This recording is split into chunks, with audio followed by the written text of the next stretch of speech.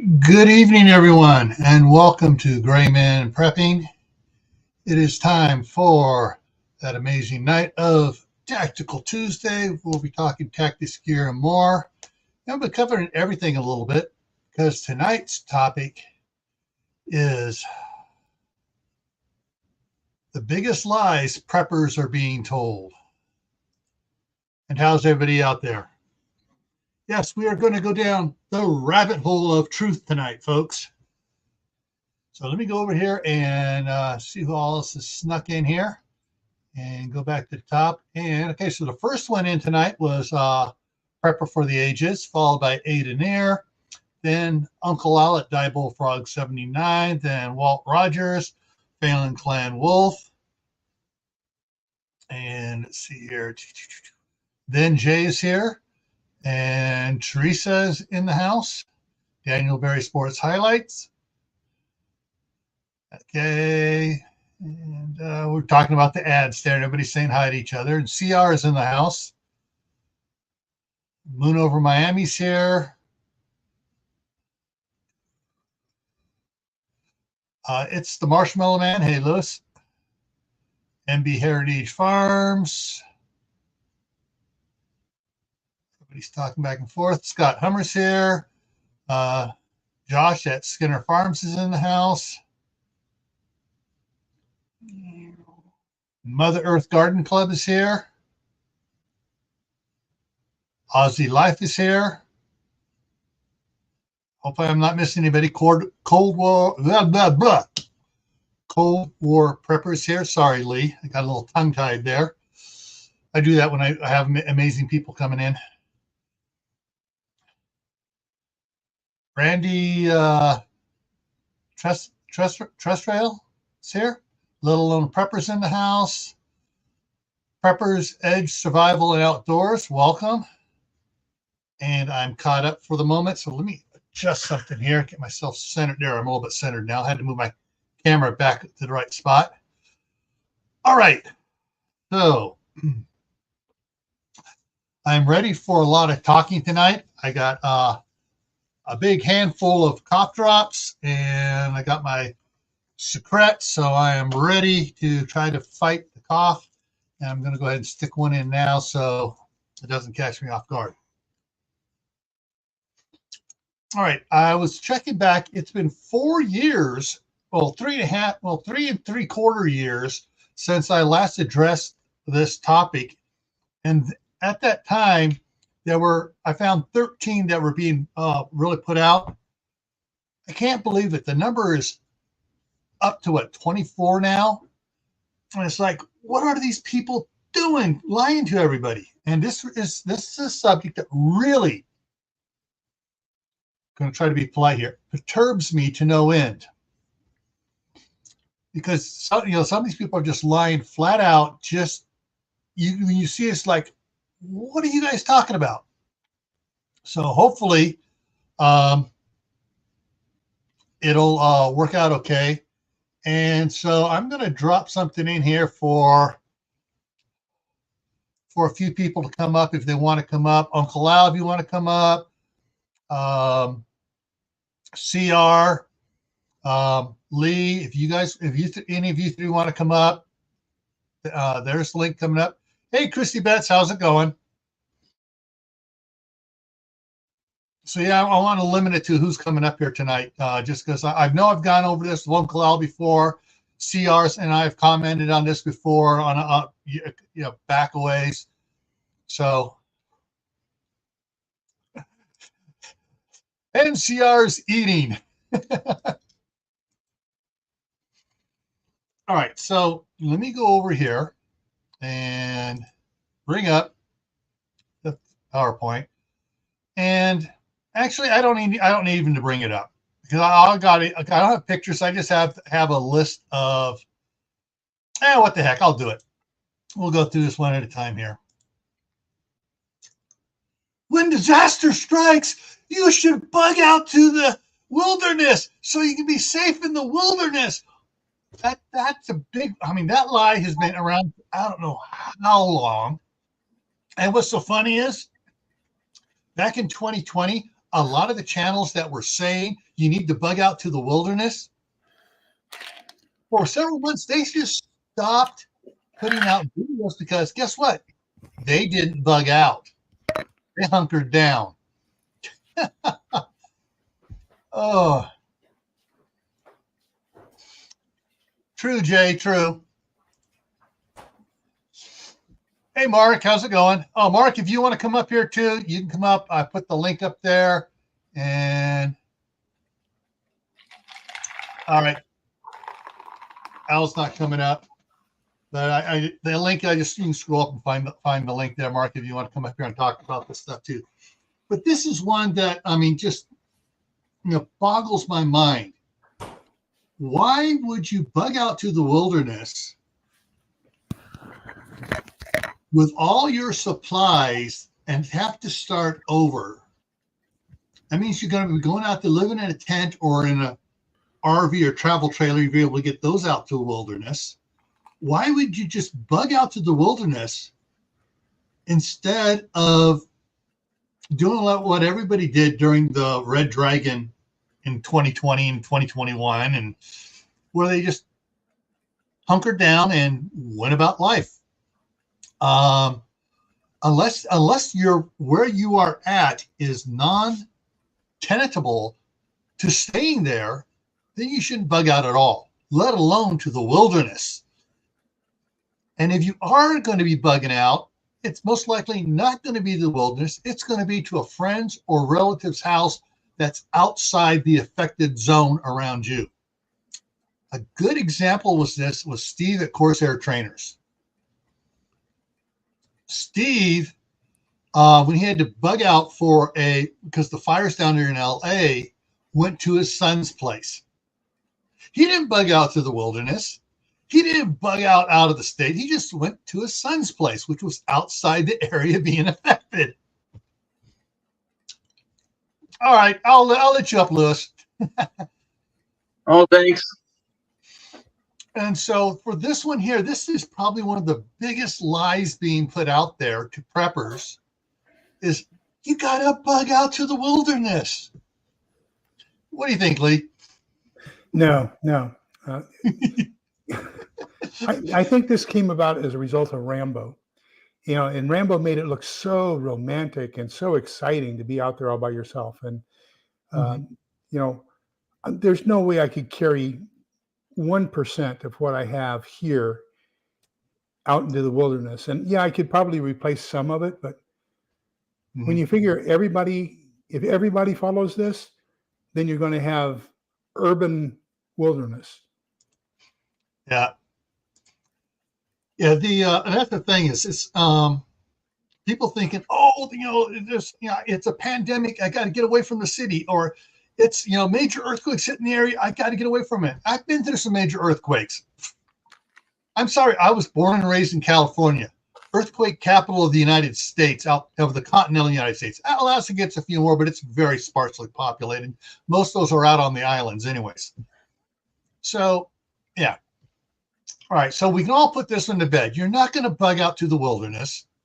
And if you have to bug out, you're going to bug out to a friend or family's relative a little bit farther out of the affected area. Yeah. And hopefully you've already talked to them about the possibility of you bugging out to where they're at, and they're bugging out to where you at, depending where the event is at.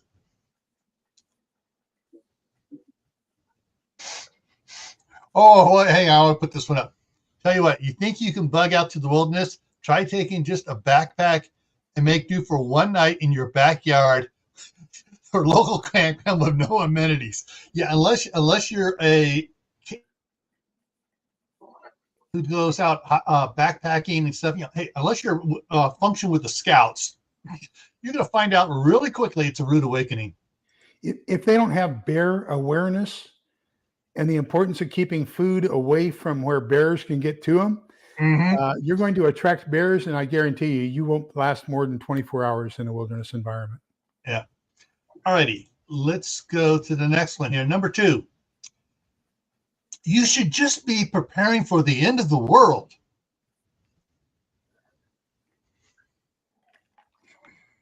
No, you shouldn't just be preparing for the end of the world. Jeez. What you should be preparing for is, you should have a base plan. A base plan is all the essentials you're going to need to survive. No matter what it is, just the essentials you need to survive. What you should be preparing for is what is historically for your area something that happens fairly often. Ooh, Louisiana, hurricanes. California, earthquakes and wildfires. Montana, wildfires. What normally happens in your area? Then what occasionally happens in your area? Then what is the possibility of all these other things? Which one is most likely going to happen in my area? You prioritize the disasters. You work from the most likely to the least likely. And when you get about halfway done, you're like, well, with everything I've done so far, I'm pretty much good for the rest of these things. The only thing I'm not good for is a asteroid hitting it. Hey, and here he is, the man, the myth. There's Steve. Steve, Corsair Trainers. Hey, I was just talking about you, using you as a good example of, if you're going to bug out, you go to a relative's house. So there's two facets of this, though, Gil. So number one, you have to pick a scenario. So, for example, what you do to prepare for a nuclear disaster is different than what you're going to do for a financial meltdown. Exactly. Both of those are viable threats to your continued existence as you know it right now. Okay. So there's several different threats out there. So pick the ones that are most likely going to affect you. The second thing that people get caught up in is they pick one point in the timeline. So remember, there's the disaster, there's immediate recovery and response, then there's long-term recovery, and there's rebuilding and everything else that goes on afterwards. What we have a tendency to do, or what most preppers have a tendency to do, is focus on one point in that timeline and only prepare for that one point. And they don't look for things like recovery and rebuilding. So what am I going to need to rebuild society after this happens, let alone just survive it? So there's a whole range of both events and timelines that you have to be concerned about. I guess one of the biggest examples is people say that gold and silver has no benefit whatsoever. Well, if you look at one particular point in time and one particular event, you're absolutely right. But if you look at some point, you're going to have black markets, you're going to have markets, you're going to have trade evolve. It's going to go beyond bartering. And at the point it goes beyond bartering, you're going to have some sort of money. And so you're going to want precious metals to replace money. But everything has a time and a place, and people forget that. They concentrate on just one time, one place, and don't look at the whole gambit. Yeah. All righty. So let's go to number 3 here. And Steve, if you want to pop up here, the link is posted up above. Actually, let me scroll back up and I'm going to pin it so it doesn't get lost here. Where did the link go?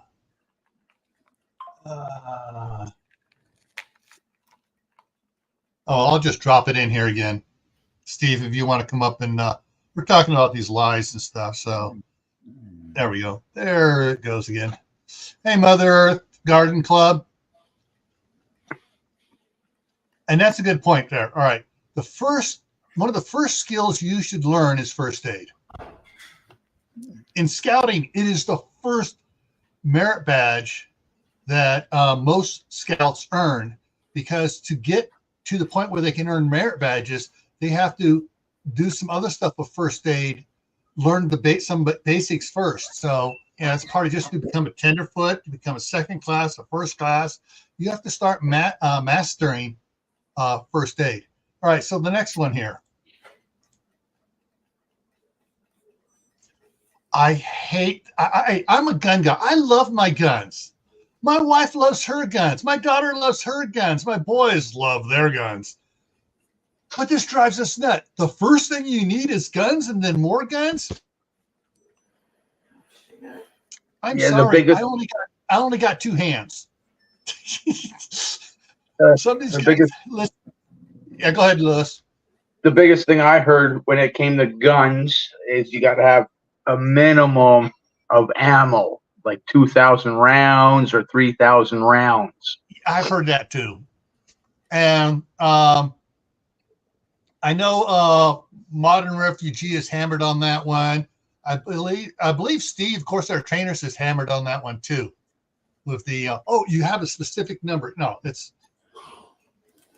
But you know, having guns and then more guns. I mean, it's like, how many guns do I have? Well, let's see.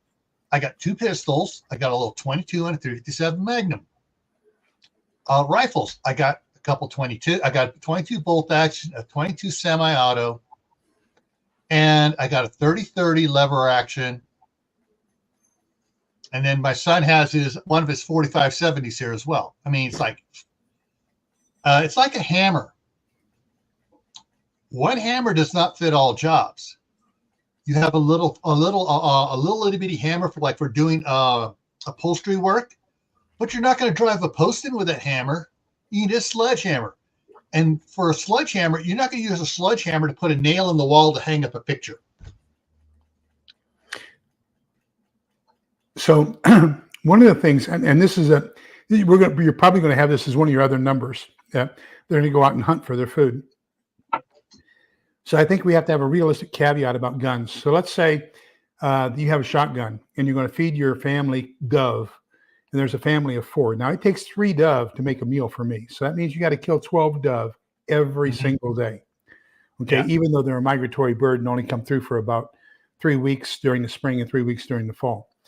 But now you're going to need to hit your perfect shot. You get 1 dove every time you pull the trigger. You're going to shoot 12 rounds a day for 365 days to feed your family. Mm-hmm. Okay. So if you do the math on that, you're looking pretty close to 4,500 rounds that you're going to need and never miss the target in order to feed your family for 1 year. Yeah. I don't think people can store that much. And then again, you know, that thing is to consider the alternative to the guns is traps. Right. The basket trap. You put the basket trap out there, you put some, you harvest a bunch of grain seeds or whatever, you put it in there. Oh, the doves are going to go in there after that and pull the string, and I just caught 1, 2, or 3 doves. And I spent no shells, no ammunition going off. And we've got little kids. Oh, they will love setting up the trap and doing that. They'll sit out there all day trying to catch 1 bird. All right, next one here. This one, all right. I'm sorry. I'm gonna go off the rails on this one. This one pisses me off no friggin' end. I can't tell you how much this pisses me off. Pardon for my language here.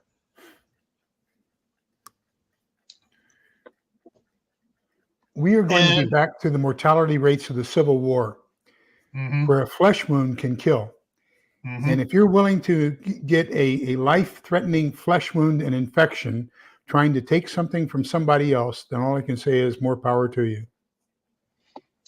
And the only thing I can say is, I wish if we ever get into a situation where, SHTF or Twaki happens and we're into this situation, I wish someone would be able to show me a video of the idiots trying to raid a house of a couple of Marines.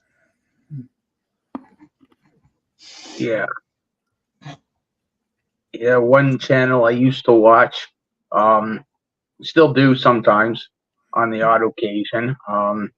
He does do some stuff that's good, but he's lack of better terms, he's building a commune, a preppers commune, with water totes, bunker, this, that, and the other, and he always says, things you don't lone wolf it, right? You always stick together just in case if something like that happens.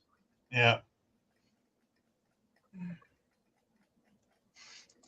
Yeah, that's the other thing too. Yeah, you're going to have people saying, "Oh, well, they're not coming to steal it; they're going to demand you give it to them." Yeah. No. All righty. Let's go on to the next one here. You need to have a bunch of different type bags. There was this one channel. I mean, I think he listed like 15 different bags you have to have prepared and ready to go. You need to have your inch bag. You need to have your get home bag. You need to have your bug out bag. You need to have your get home, your auto bag, your car bag, and this bag, that bag. You need to have, your NBC bag. You need to have your shelter in place bag. You need, I mean, it's like, dude, if you're bugging out, as I kind of mentioned before, you're not just going out to the woods. You're going to try to, you're going to not have a bag. You're going to have something a little bit better, unless things really get bad and you're not able to drive away.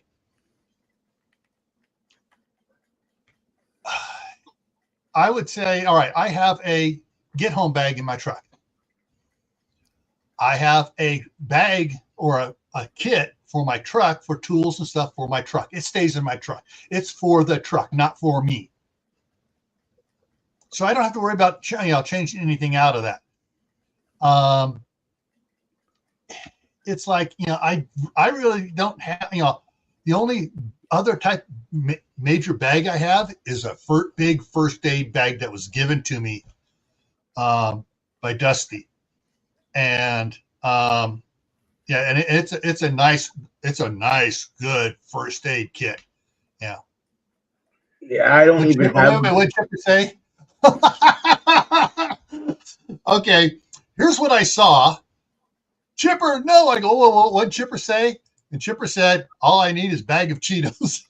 I don't even have one of those types of bags. Like within 5 minutes, I can have what I need in a bag or two if I need to go, right? It's like you always said, it's to your area, you know what I mean? The worst that's ever going to really happen to me up here is maybe a flood because I live by a marsh. And that's a maybe. Or ice storm where I'm going to lose power or something like that for a couple of weeks at most. Yeah. So I started building my bug out bag in 1980.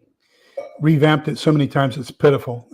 Started off with a Boy Scout Yucca pack with the aluminum frame, and then went to an Alice pack, and my car got broken into in 2015. So this is a lesson to everybody. Make sure you keep an itemized inventory of everything in your bag, because I'm sure I lost thousands of dollars on my insurance claim when I filed the claim. But my bag got stolen out of the back of my car in 2015. I was working out of town. I was working up in Waco, and I was commuting back and forth. And so I used my bug out bag as my get home bag. But that's just to reinforce what Gil said. You really only need one bag, and it can serve all the purposes you need if you design it right. But then along to that, I want to make sure that everybody understands, if you're going to keep your bag in your car, make sure you keep an inventory of what's in your bag and your purchase price, so that if it does get stolen, you can at least get it revamped. Yeah. And depending upon where you got, like if you got a trunk, not bury it, but keep it underneath something in your trunk or in the back. Yeah. Yeah, so it's not visible. All right. Yeah. Okay. I'm sorry. I'm chuckling here at the side chat.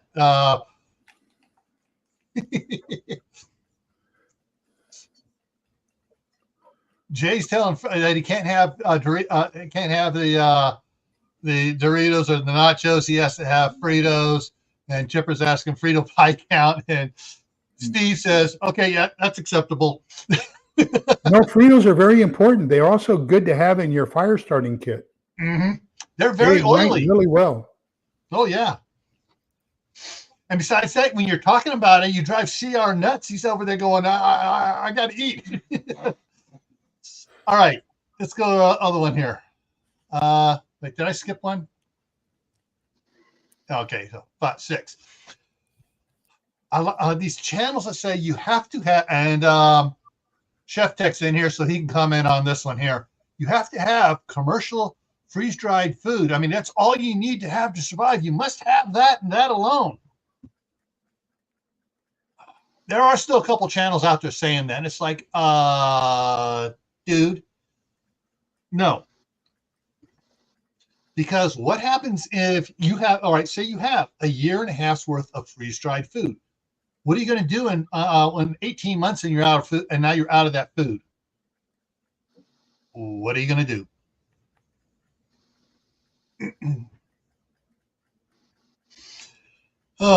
Yeah. So, yeah, basically, you need to have for your food, it needs to be well-rounded. Stuff you eat now. You store stuff that you will eat. I mean, it's like exactly, there it is. Okay, there. I was waiting for someone to do it. You eat what you prep. Basically, prep what you eat what you prep. Where is it? Diversify food. Grow your own food, yes. And there's the important one. Food supply must somehow be renewable.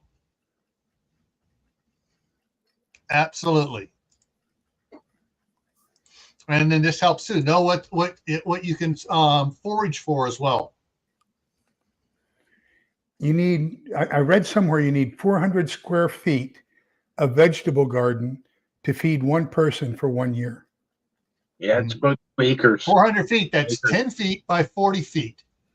Yeah. Now thing is, that is a standard low. But if you do vertical gardening, you can condense that a little bit more. So basically, like you can run stuff like cantaloupe, cucumbers, beans and stuff up so they're not going out. That reduces your footprint for your garden, or what you have for the garden for one person. That means you can use that other area for another person or another person. And CR's at it. All right. Okay, hang on here. Man, the chat is just flying now. They're loving it. Everyone who has seeds, have you considered what you're going to do for your second, third, and fourth garden year? Whatever. Yeah. So you need to learn how to harvest seeds as well. Mm-hmm. All righty. All right. So let's get on. So basically, on this one, we can go on for a long time on this. But simply put, you need to have a renewable food source, which means you need to garden. You need to raise animals. You need to hunt. You need to trap. You need to fish. You need to have a diversity of food sources. And of course, a big thing, which I'm hitting now a lot right now, is plant a food tree, whether it's citrus, nuts, or fruits. Plant a tree. It can be your shade tree in your backyard. Your neighbor thinks you have a shade tree, but they don't realize, hey, it's an apricot, or it's a peach tree, or it's an orange tree. All right, let's see. This tags on a little bit of that. I hate these guys that say, oh, it's easy to grow a garden. You just need to store seeds. Don't worry about planting a garden now. They're setting people up to fail. Mm-hmm. All right, Lewis, this one's for you. How many failures have you had gardening so far? This last summer, I planted my onions and beans beside each other, and the beans died. So it's a matter of what you plant, where you plant it next to. Mm-hmm. What else is there? Stuff just not growing, Mm-hmm. or starting to grow and just didn't make it. What else is there? Yeah. But well, let me throw an example out here from our friend at Thorhaven, Darren at Thorhaven. Look at my years right. So 2022, they had a bumper crop of beans. They said they had beans coming out their ears, and they canned a bunch. They had tons of them. Last year, their bean crop failed, but they had so many beans canned over that it held them over through for this year. So they still have beans on the shelf from the bumper crop year. Some years you're going to have Where is it? Oh, lost there. Jump. There we go. Some years you're going to have bumper crops of one thing, and something else is going to fail. Next year it's going to be different. One year I had tomatoes. I had got very few tomatoes out of my my big tubs I had. The next year, holy moly, I was giving them away. Our apple trees in California there with the staff sergeant. Some years there she's just giving them away. She's putting boxes of apples down at on the retaining wall down by the street for people to take. And some years she just has just a couple bags worth she puts down, every week. So it's, things change. What the weather's a little bit different. You may not get as many bees in your area to pollinate your garden. So plan on doing a garden now and learning, because it's going to take you several years to learn what happens in your area, what does grow, what doesn't grow, when to plant, when not to plant. Companion planting is going to be very important. Mm-hmm. There are some that provide nutrients to the soil. They take the nutrients out of the air, put it into the soil for the other plant to take out of the soil and put into the air. So, and start off with a very simple one. The Native Americans called it the Three Sisters. Yeah. And that's either corn or okra and beans, pole beans, and squash. Yeah. So each one provides a different nutrient back into the soil from what it's pulling out of the air. And that way they help each other fertilize each other. Yeah. Along the same lines, if you're trying to grow all your food yourself, you don't have you have, like an acre or so. Darren at Thorhaven found out when they did the Three Sisters, it takes up more area. And he was saying in some ways for some of the things, he said he's going to do now, he's going to do one area of corn because he can plant corn closer together than he can with the Three Sisters method. One area for the beans, and he's just going to rotate them around. So the next year, the beans go in where the corn was, and the squash goes in where the beans were, and you just rotate them around so stuff goes like, all right, we got a bunch more people coming in here. Tammy Rebel Canners is in the house. And so there she is. And we got Michelle P coming in, and someone else snuck in here.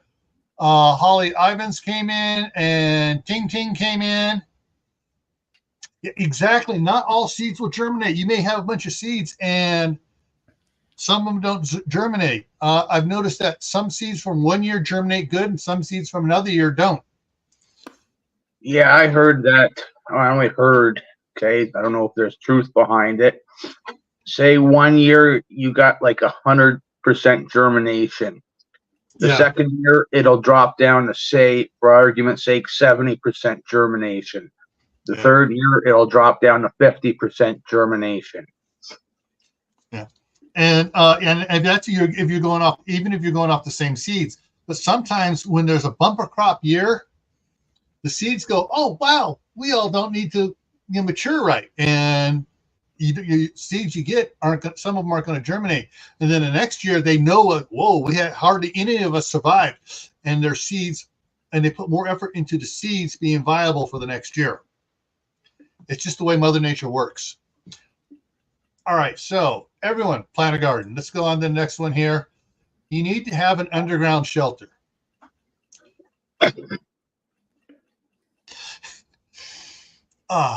An underground shelter would be kind of cool, but money-wise, it's not at the top of my list.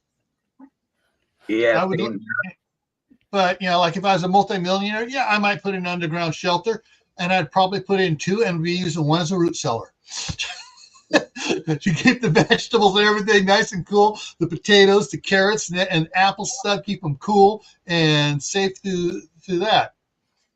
Yeah, I would only put a root cellar. I wouldn't bother with a bunker, only because I live by a marsh, right? So potential. I'm not saying it would happen, but I haven't looked into the last 100 years. But because I live by a marsh, right, the potential of a flood being there what's the point of having a bunker? Yeah, it's like, ooh, cool. I would love to have this. I would love to have it, but it's not in our budget and not something I really need. That I can see in the foreseeable future. All right, let's go back over here. So, all right, so to say that everybody has to have an underground shelter is not feasible, especially for apartment dwellers, people in low, what do I want to call this? Low property footprint suburbia, where they got like 5 feet between your house and the fence on each side, and you got a 15-foot deep backyard. No, you're not going to put it. Be able to do one. Hey, Brenda, Duncan 1900 Homestead is in the house. All right, I got a 1/4 acre here. I don't know if I can or can't, but if I were to put another, like a septic tank joining up to the basement, I could, and nobody would think anything of it. But still, because I live right by a marsh. Yeah, you got to worry about groundwater too. People down in Louisiana, Alabama, Florida, they don't put in underground shelters. They don't do bunkers. All right. This one, I'm not sure how soon it's going to come up, but this one here, oh, you got to do it now. It's almost too late to prep. You got to do it now, folks. You got it. Bullpucky. Prepping is a marathon, not a sprint. You try to do it all now, you're going to get burnt out on it. You're going to go into debt where where you shouldn't be going into debt, and it's just, you're just going to get. It's just going to be like, oh, it's too much, and you're just going to give up on it. So no, you do not need to do it all now.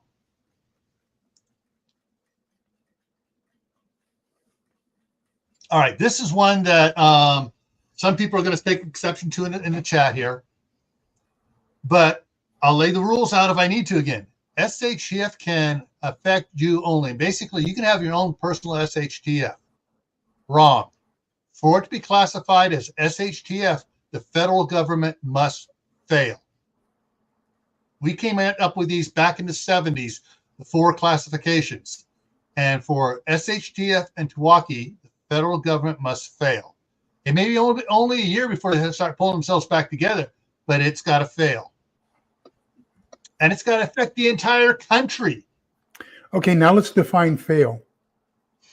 Basically, it's going to be non-functional. Cease to exist. Cease to exist, yeah. Cease to exist temporarily. I would submit that our federal government's failed, but it still exists. Oh yeah. Congress has failed. Yeah. So so it's got to cease to exist for a period of time. It may only be 6 months, it may be a year, but then like so SHTF is basically 5 years before recovery really begins. So Gil, check out the comment from Mad Chick Acres. That's another one of those big lies. Which one?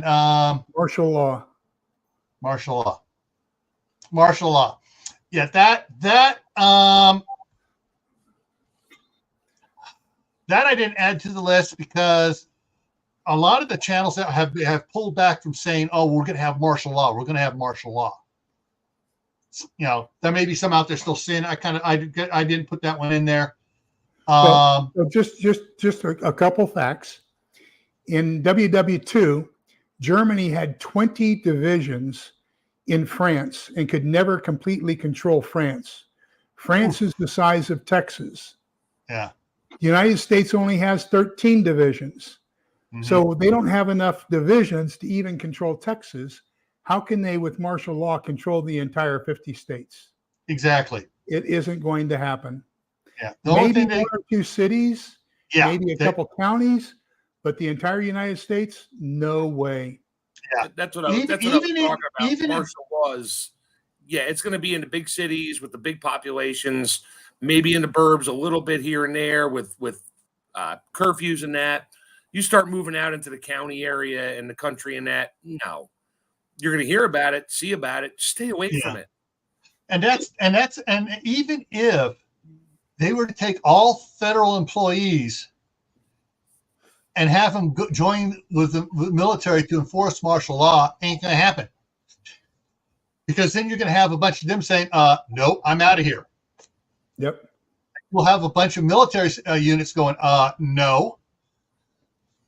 All right. So basically what it is, and we get covered that. So basically you have emergencies, you have life-altering events, you have SHTF, and you have Milwaukee. Hurricanes, life-altering events for an area. Those can be regional and stuff, or they can be personal. So, all right, let's move on from this one.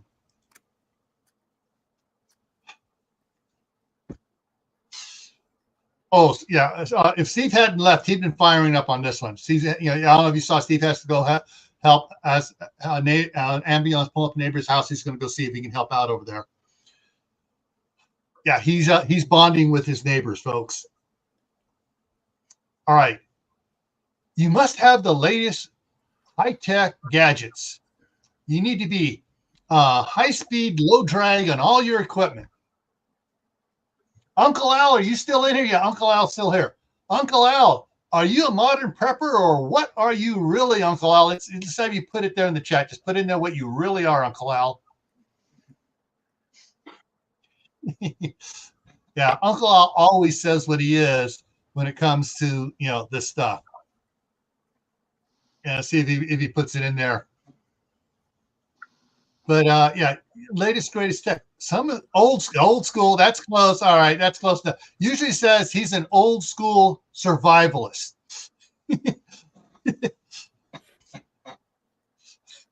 At my age, I wouldn't know how to use it anyways. And that's a problem. People get the latest, greatest gadgets and stuff, and where did they put it? On the shelf. Oh, I don't want to get it dirty. I don't want to break it. I want to have it in case I need it. Well, do you know how to use it really? Well, what if there's an EMP? The high-tech gadgets won't work anymore. Oh, no. What am I going to do? Yeah. Well, the thing is with the high-tech gadgets also apply to the latest and greatest, newest high-tech pew-pews. And there's some new ones that just came out at SHOT Show 2024. But you don't need to go and do it. I mean, my son, who is coming ahead faster than I was at his age, as being prepared and learning everything, because I'm teaching him, and I've been teaching him since he was 7.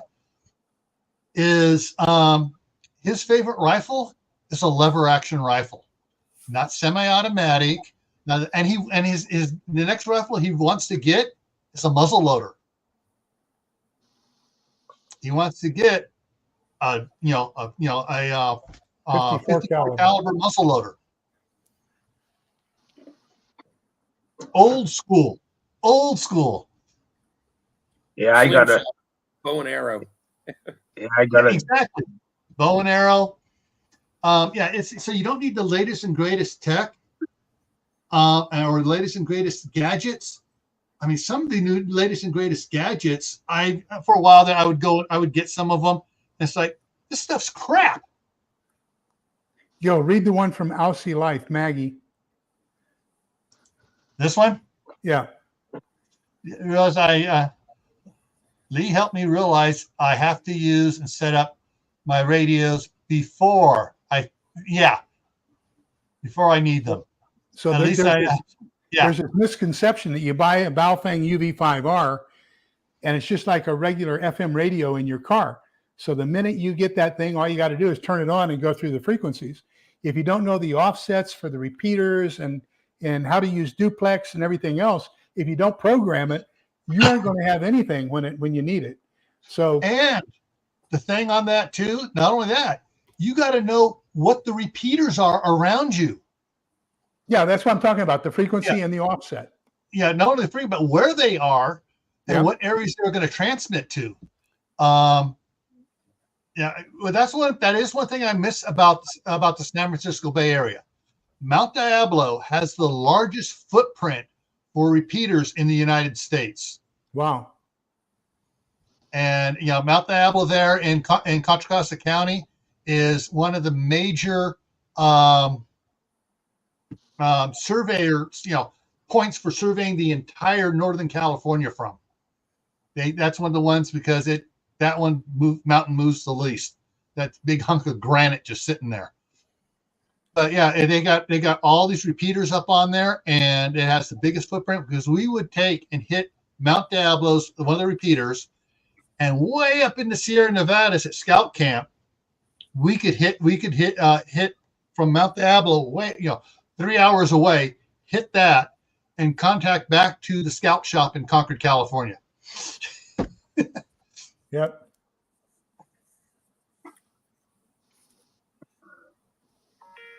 I'm so old, I'm good at old school. Iron sights and cast iron cooking. Yes. Okay. Okay, I'm going to deviate here just for a second.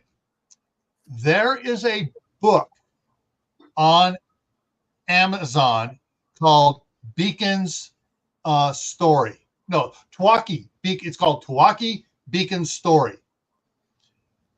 And it's about this kid that basically got taken to one of these rendezvous of mountain men and got so enthralled with it. And basically he became friends with one of them, particularly spent his summers with him and stuff. And when Tawaki happened, that's the way they live. All right, so let's move on here. Away from the gadgets. Another one that kind of chaps my hide.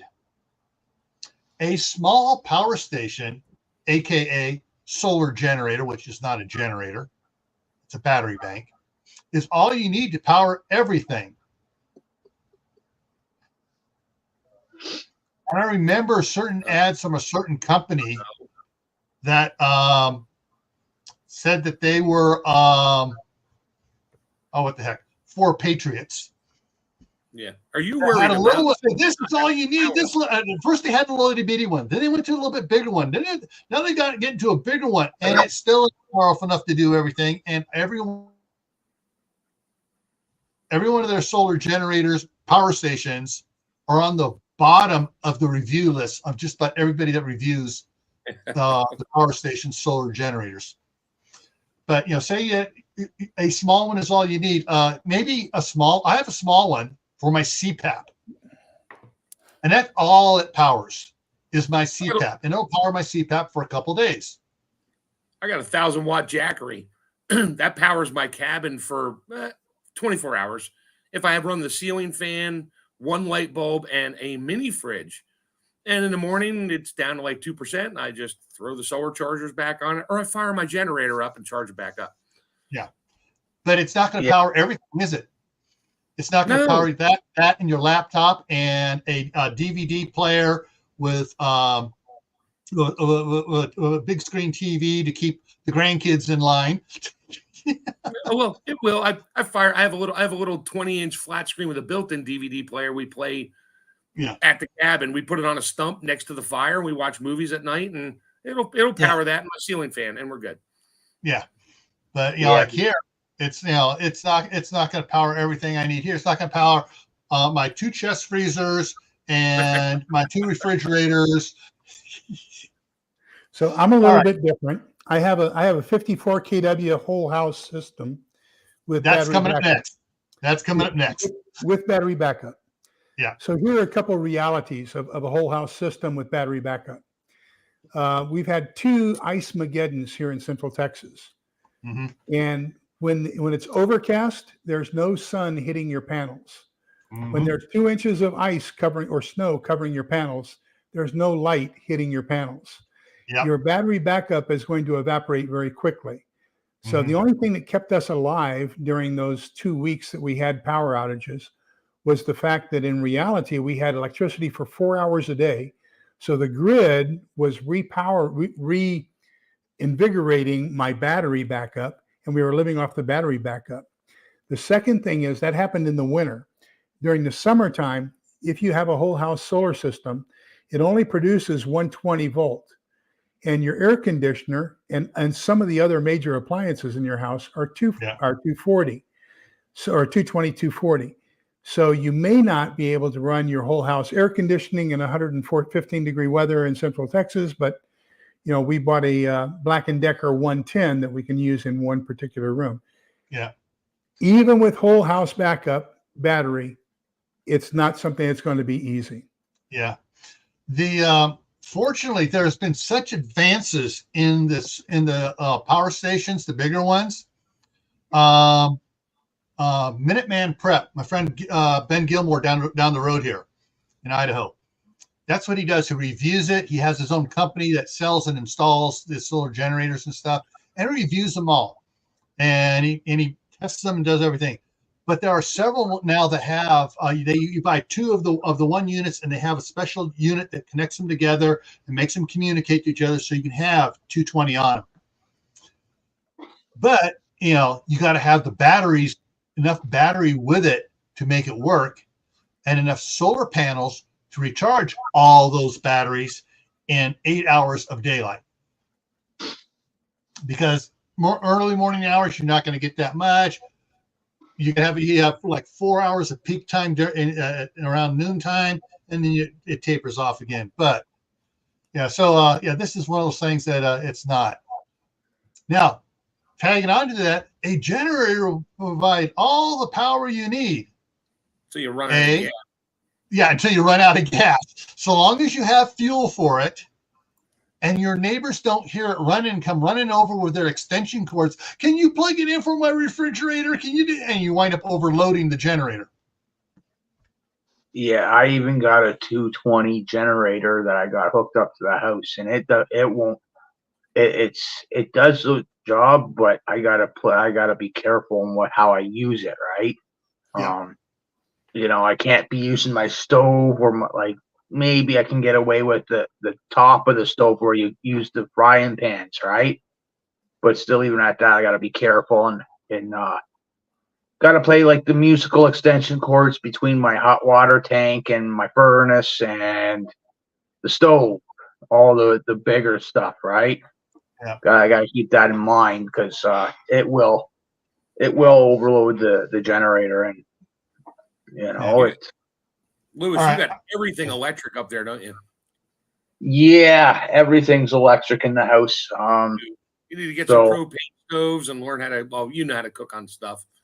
Oh wait, is there a video coming up about cooking without fire and things? Yeah, that's coming up, right, Gil? Yeah, it's coming up Saturday. My furnace, it runs on it has propane, right? But at the same time, it still needs electricity to run the and everything else, right, for it. All right. I got some things in the side chat I want to say. Okay, so Steve's back. The elderly neighbor took a fall. Elderly folks. Okay. Ting ting. I have a dozen solar powered lights in a Faraday bag or cage. Installed a couple outside the house.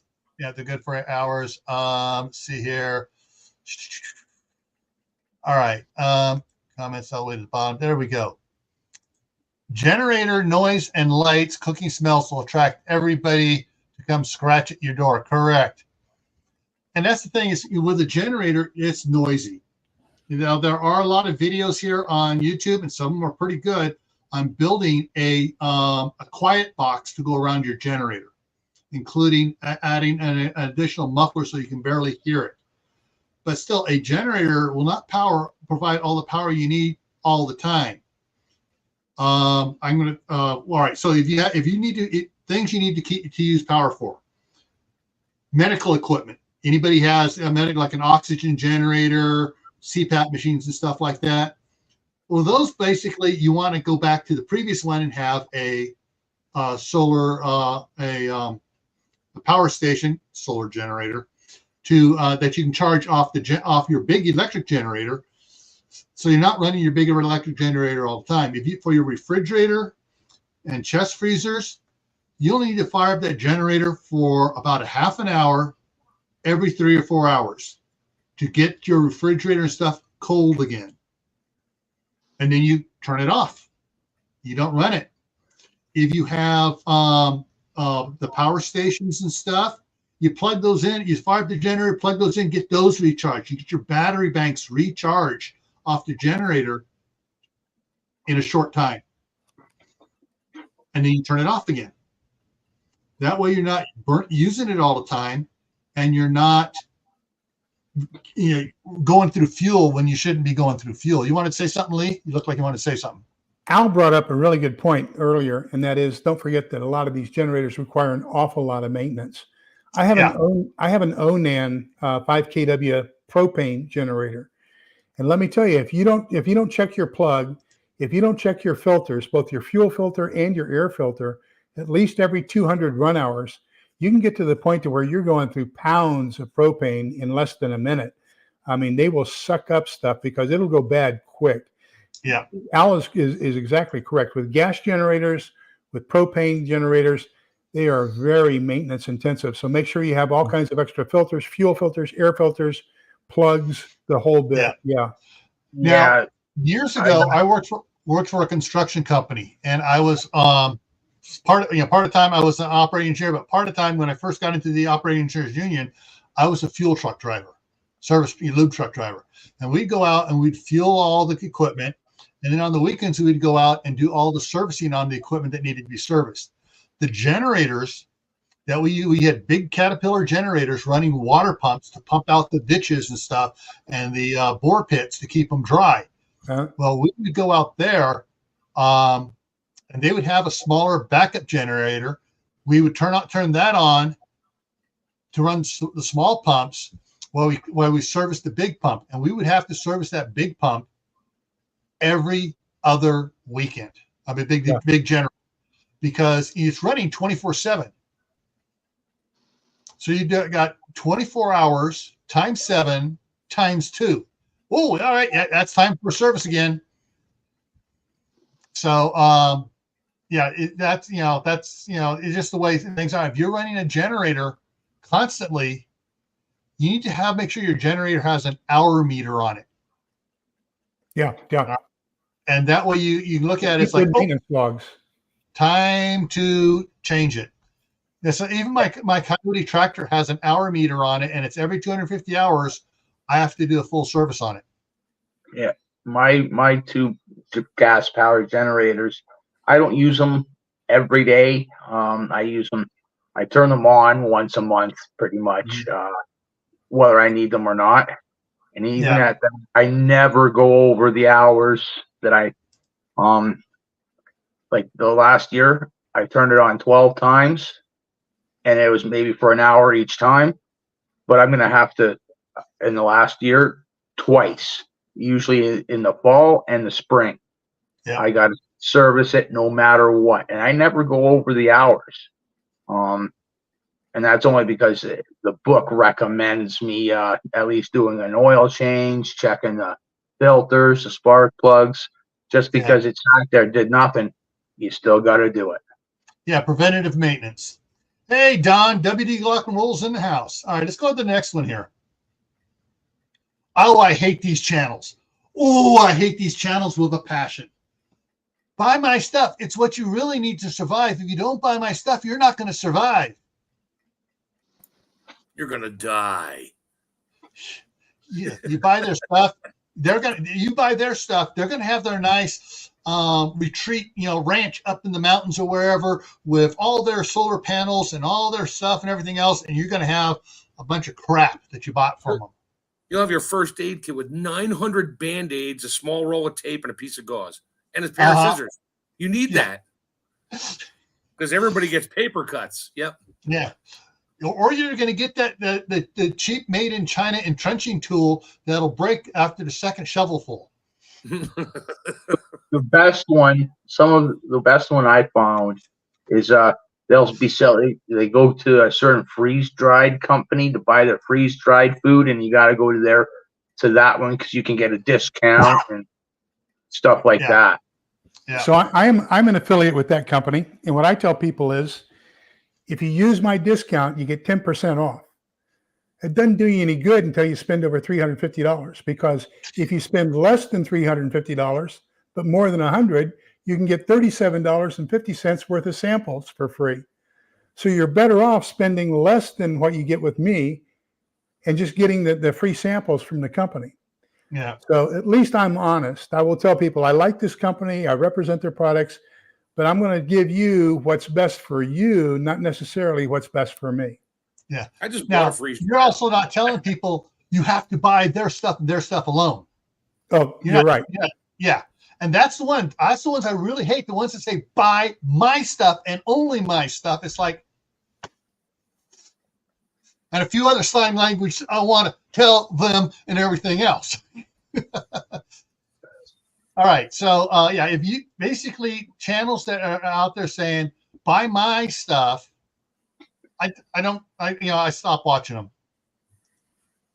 All right. The government will collapse quickly. It'll collapse overnight. Not unless we get hit by a asteroid. Nah, it'll do like when you go bankrupt. It'll happen slowly, then all at once. Yeah. It's like a roller coaster. You're going, whoosh. But it's not going to be, oh, we're up and we're down. Yeah. Yeah, Battle Box, Survival Box. Yeah, they're not buy my stuff only. They change up their stuff from different suppliers too, and they talk about that. Well, I think the question that people forget to ask is, if the government collapses, how will that affect you where you currently are? Mm-hmm. Will it really have an impact on you? I mean, I don't see the feds here on a day-to-day basis. I do see my county sheriff and my city police department. Yeah. So even if the federal government were to collapse, I think you're still going to have some form of enforcement and local government that's going to still be establishment. Yeah, and Steve's right. Federal facilities are set up to try and run as long as they can on their own. But if they can't get resupplied, that's to say, it's going to go downhill. If they can't be supplied, then all of a sudden those facilities are going to be falling by the wayside. All right. Once the government collapses, you can do anything you want. Steve, you want to fire on? I wish Steve, I wish you were up here so you could fire in on this one. Steve has done some great videos on this about just because the government's collapsed doesn't mean it's not coming back, and doesn't mean that when it comes back, all your neighbors are going to dime you out for the bad shit you did. Pardon my French. It's going to be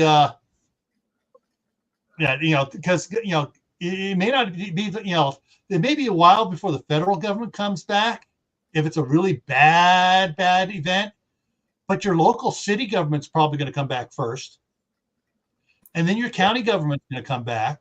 No, unless they all go home. State government. The thing is, once city government comes back and their law enforcement's back and thing, you're not going to be doing anything you want, and they're going to be going after those that went and pillaged other people and did naughty things. If the government collapses and the financial dollar collapses with it, most of these sheriffs and that, they're going home to protect their family. Mm-hmm. And they'll tell you, you're on your own. Yeah. And it's going to be like that until a local economy come back together. And of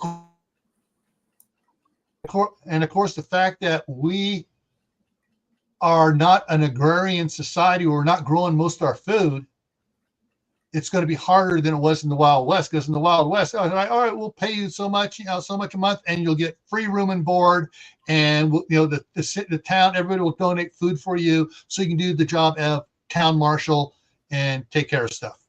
The big difference, though, back then, people knew about horses, people knew about how to garden, how to cultivate food, how to process food. I mean, we are at a point now where I'm going to say the vast majority of our society, if you put them into an 1860 environment, they will die. They don't know how to process food, how to process a kill. As far as hunting, they don't know how to clean a fish. Yeah. And so I don't think the skills are there where they're going to be able to keep themselves alive, because the skill sets just aren't there that we had 150 years ago. Exactly. If you can't go at your cell phone, you're dead. Well, here's the thing, and Steve points this out. Everyone forgets, well, I can do anything I want. Well, so can the other guy. And the other guy may be bigger and badder than you, and he just wants to be left alone, and you're out there doing stuff. He just may go, all right, problem solved.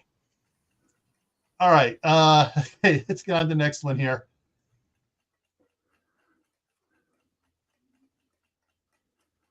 The only government you need to worry about is the federal government. You don't need to worry about your city, county, or parish, for those that don't have counties, or state government? Because it depends on what state you live in, and county and parish. I'm waiting for Steve to say something here about the great nuisance. Okay, Steve and I poke fun at each other all the time, all right? You know, and I highly respect Steve. He is a non-active duty Marine. Or if he was Army, he'd be retired, but he's a non-active duty Marine because Marines are Marines for life. Yeah. So, and I was right. That's wrong. Because, any government can become corrupt. Yep. And we finally got rid of our bad mayor here. Finally. So Mother Earth, there it is.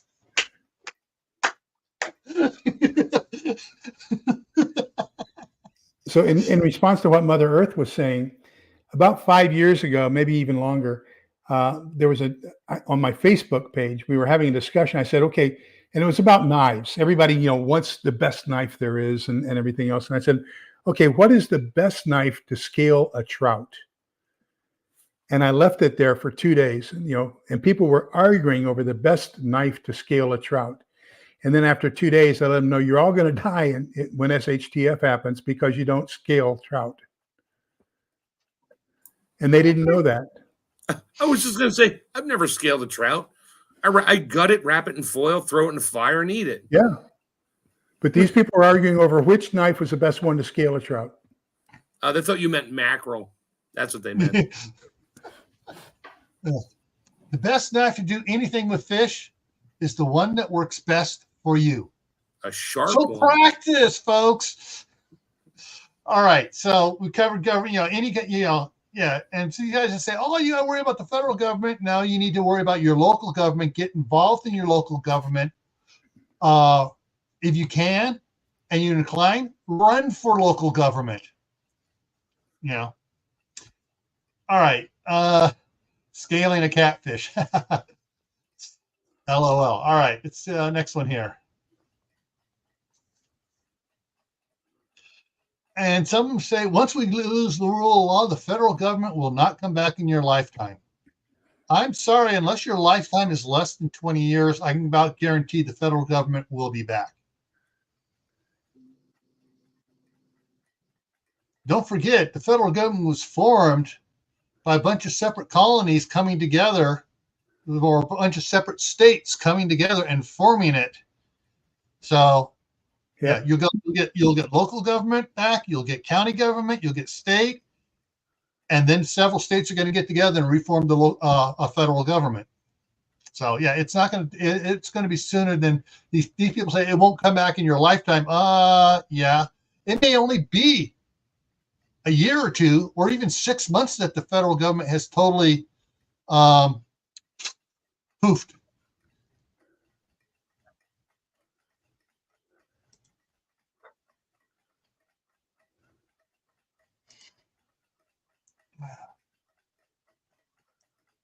And that's the other thing too. What sort of federal government comes back? And we're not going to go deeply into that, but there will be a federal government coming back. All right. This is sort of like I can do whatever I want.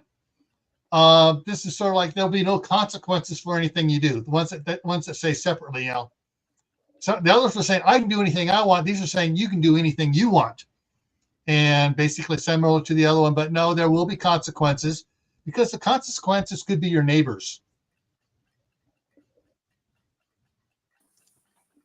Back again. All right. It will be. It could be your neighbors getting together and say they don't like the way you're bullying everybody and taking stuff from everybody. And so, yeah, it could be. There will be consequences. Just because the world without the rule of law is not going to last forever. It may only last a day or two, or a week or two, or a month or two, but rules will be coming back and laws will be coming back fairly quick. Yeah, justice will return fast.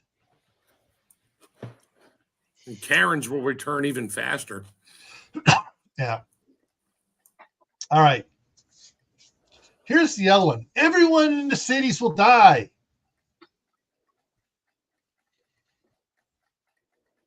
I doubt it. There's, there may be, depending on what happens. Yeah, there will be a lot of deaths, but not everyone will die. Yeah. I forgot to put the other one on here. Dang it. It's similar to this one, so I'll get this one. So yeah, there may be a high death rate in the cities, but not everyone's going to die. Right. Steve says, I hate that one. Exactly. And Steve's in suburbia. All right. He's close. Steve's growing a garden. He ain't going to die. Steve will organize his neighborhood. His neighborhood will come together. Steve will be a driving force in his neighborhood. They will survive. They may be tearing up all their lawns and planting gardens, but they will survive. So there's a parallel to this you need to do, Gil. Mm-hmm. Sometime in the future, you need to do this exact same thing about radioactivity and nuclear warfare. Will Rogers said it best. It's not what you know that gets you in trouble. It's what you think you know that just isn't so. And there's an awful lot of people who think they know things about nuclear radiation and don't, and they're putting themselves out there as experts. They're going to get people killed because of their lack of knowledge of what they're talking about. And, that's not everybody's going to die in a nuclear exchange. Yeah. That's kind of like this number 20. There's history on it. Yeah. 2 cities in Japan, not everybody died. Only 25% total mortality rate. Yeah. And that's after 20 years. Yeah, and more people died in the Tokyo fire bombings. Absolutely. I'm more worried about, and that's the thing is with cities, that's going to be the other problem for cities. You get a high-rise fire going and there's no power. There's no water pressure. Yeah, then a lot of people die, but not everybody. People will survive. Now, the other thing about this I forgot to put in here is that everyone from the city will run to the country and take over your land out in the country. Well, that was kind of number 1. Well, I'm talking about people from like Los Angeles, San Francisco, Seattle are going to come out here to the farmlands, not the wilderness. They're not getting their Tesla's not charged. They're not getting very far. Sorry, I had to go there. And the gas stations are closing. It's not going anywhere. And that's the thing is, not everyone will leave the cities. A few will, but they're going to realize I ain't going to be able to get out there. It's safer for me to stay here, hunker down, get with my neighbors, and come together as a small community here to protect each other rather than going out, taking my family out there and trying to get out there to someplace and then try to take land away from somebody else. So, Gil, there's JAEUFM. He has another one of those we can add to this list. Yeah, bio. I saw that. Depending on the scale of nuclear exchange, might be better to go with the big flash than survive the aftermath. I guess he's thinking that everything is going to be a ground burst and nothing's going to be an air burst and there won't be any fallout. Yeah. Yeah. So there's a lot. Hey, Joe's here. Grow Big TV. Woo! Yeah, there is a lot of variance. I mean, because the nuclear exchange, and I froze. The nuclear exchange, as we see up here above us up here from NORAD, that's the background there is NORAD, could be strictly air burst, high altitude air burst, just EMP, just to do EMPs and take out the grid and everything else and leave us going, oh, my phone's not working. Oh no, and their troops can come in afterwards. So Jonathan Holleran wrote a book about that and presented it to Congress. And he showed Congress that if we don't protect ourselves against EMP, CME, 1 year after the EMP strike, 90% of the population will be dead. Mm-hmm. Yeah. All righty. Next one here. you don't need to be part of a group. You can lone wolf it. Sure, those of you that want to lone wolf it, have fun. Hopefully you don't die too close to us and we don't have to smell your body. Yeah, that's a real bad choice because one person I heard someone say on a channel that when you lone wolf it, you get sick. You get sick in the summer and you can't harvest your crops. Mm-hmm. Well, guess what? Starve. You get hurt enough, you know what I mean? Like you break your leg bad enough, you can't. You can only do so much, and you get gangrene. You need somebody medical. You know, you need this. So it's. And the thing is with this as well, Louis, is I've had people, you know, I made a comment like that. Someone says, well, the mountain men did it. Not really. They'd go out to go hunting, gather all their furs, pelts and stuff, come back into a rendezvous or to a town, get resupplied, and go back out again.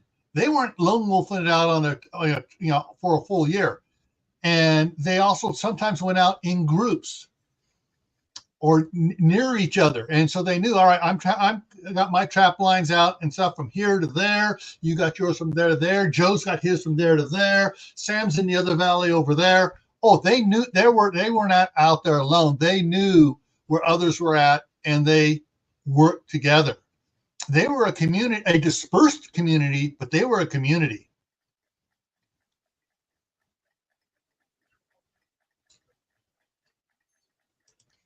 Exactly. You're stronger in a group. And like Steve was mentioning on one of his videos, I just love some of these videos that Steve does. If you guys are not subscribed to Corsair Trainers, get subscribed to him. And could someone please throw Corsair Trainers channel link up there? But he was talking about the lone wolves and stuff. It's like, all right, you're out there, you're a lone wolf. All right, you're working during the day. Now you got to cook, and you got to cook your meals and stuff. You got to do this, and then you have to stand watch at the same time. You can't sleep, you can't do anything. You got to be, no, you need people to be able to. You need people that are sleeping during the day because they're standing watch at night, and you do rotational shifts on stuff. One day a person, 1 or 2 days a person is doing watch. The next 2 days they're doing this. They're working doing something else. That way nobody gets burnt out on one chore. And of course, fired off the lone wolves won't be able to breed either. Yeah. Every time I see that checked off, I want to say, oh, Staria Ruska Imia, an old Russian name checked off. When I first saw it, the first thing came to mind, and I think a lot of people did the first time, it's like check off, not checked off. Yeah, that's what I'm saying. Yeah. Yeah, check off from Star Trek. But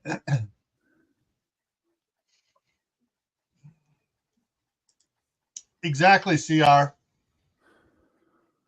is more diverse as well, overlapping skills, gears, experience, knowledge, and a good community teaches what they know to others. So there's not just one person that knows first aid, one person that knows blacksmithing, not just one person they teach. So thank you, Shadow Scout Swede. There is Steve's channel.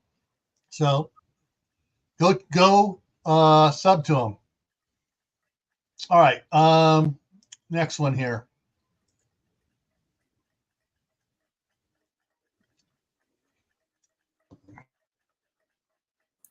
You don't need a computer because the grid's going to die. So all you need is books. You got to have lots and lots of books. That's kind of true, but I got several things wrong with this.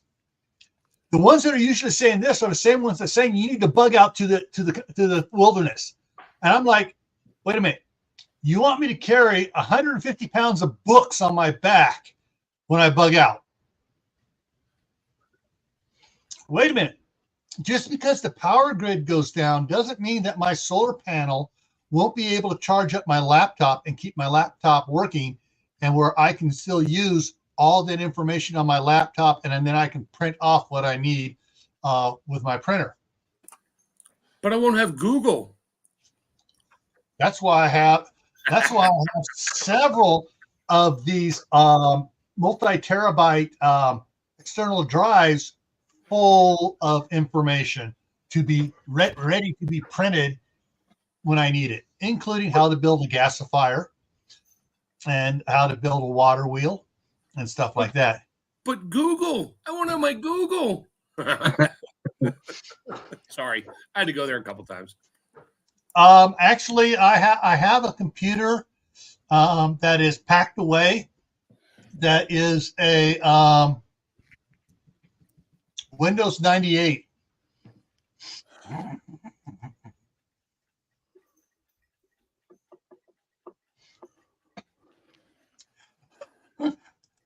You can't spell if you don't have Google. Yeah, printing presses, yeah. All right. So, there are channels out there that say all you need is books, period. No.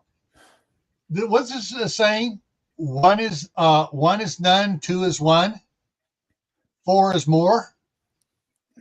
Diversify your prepper library. Books, electronic, have it in multiple formats that you can access no matter what. Just a point of view. Algebraic equations, if 2 equals 1 and 1 equals 0, then 2 equals 0. Yeah. But so if 2 equals 1 and 1 equals none, then 2 equals none. Yeah. But the thing is, if you have one, it's going to break. Got dogs. Well, I know the logic behind what they're saying, but I'm just saying it's a false dichotomy. I know the mathematical logic. It says no, it doesn't. That's not true. Yeah. So So along with this one comes the next one here. There's the other one that says you don't need books. All you need is a computer. And then you can print off whatever you need, or you just read it off the screen. And that was easier to bug out with a laptop with a multi-terabyte hard drive in it, and you have everything you need. Like I said, you need to have multiple of it. Diversify your prepper library.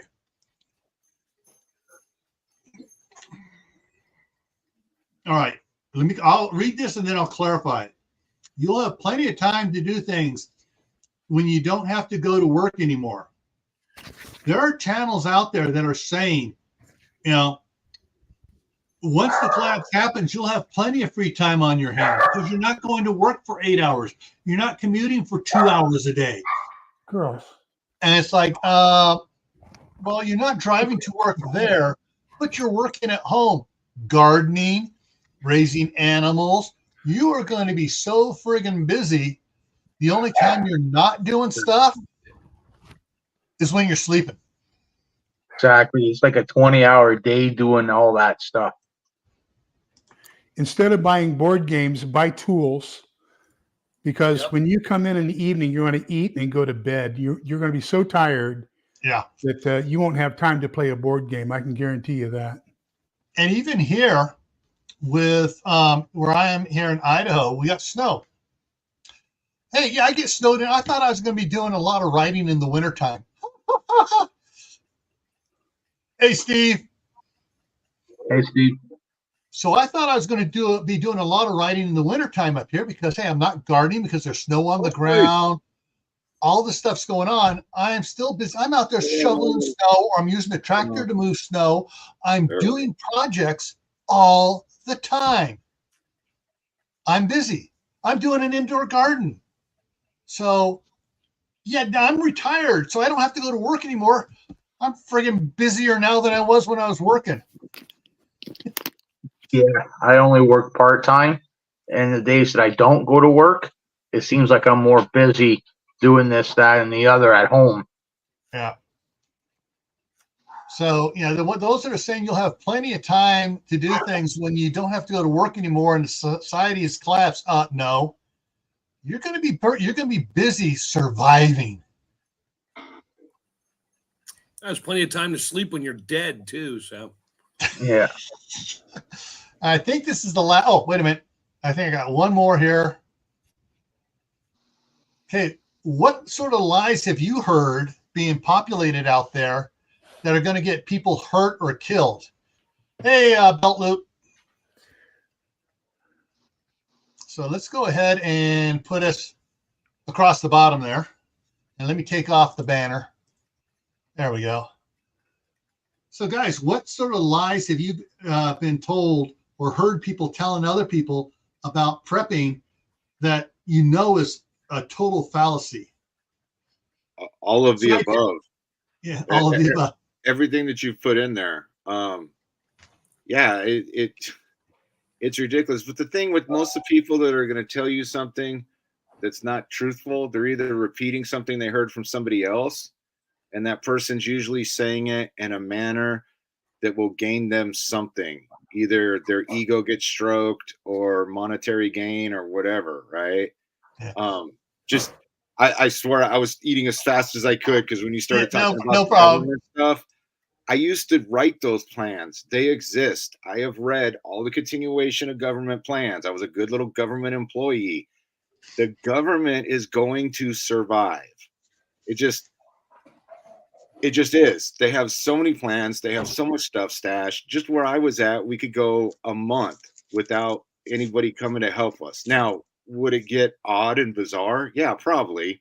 Yeah. We could hold out for a month, and we were low down on the list of government agencies that they wanted to keep intact, because you got the president and all them, and you work your way down. And federal prison was way down on the list, and we could go a month. Mm-hmm. See, Al put one there too. That's a pretty good one. That you got this big lie. If you can't eat silver, I can't eat my knife. I can't eat my cook can. I can't eat my sleeping bag. There's a lot of things I can't eat. And people get focused on one point, one event, one point, and they say this further down the road as far as recovery, or this at a different event has no value, is what they're really saying, but they don't know how to say that. But everything has a time, a purpose, and a place. And at some point, precious metals may have value, may have very high value in a recovering organization or a recovering nation. You're going to need some sort of modicum of exchange. But the Romans did it with salt. Ethiopians did it with notches and sticks. But from the Israeli times on, it was actually from Egypt on, it was primarily precious metals. So, yeah. And jewels, and certain jewels. Huh? Certain jewels like rubies and sapphires and emeralds. Diamonds until the De Beers, pulled the wool over everybody's eyes, was considered a trash jewel, a trash gem. And rubies was the top of the line, and emeralds and sapphires and that, and those were traded too, because hey, weighs so emerald weighs so much, okay, it's worth so much money. That's the way a lot of trade was with those as well. It was a lot lighter than gold and silver too.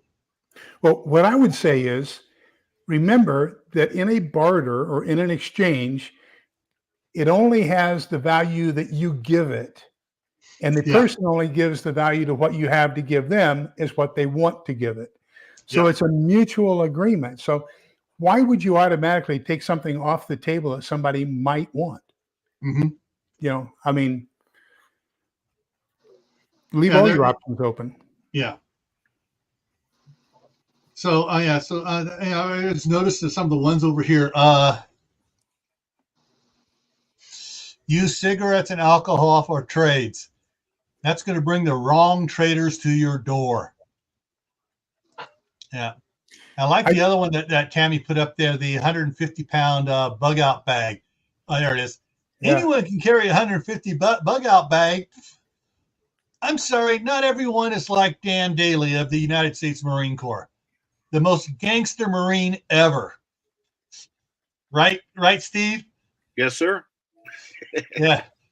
Dan Daly, 135 pounds, 5'4", got two congressional medal honors, was up for his third, and Congress goes, no, we don't want people having more than one. Yeah, you want to find about, go look up. But yeah, you know, guys like him are few and far between, able to pack a machine gun and all the gear on it, you know, and retrieve it from a river to save his group. Yeah, not everybody can do that. So everyone cannot carry a 150-pound bug out bag.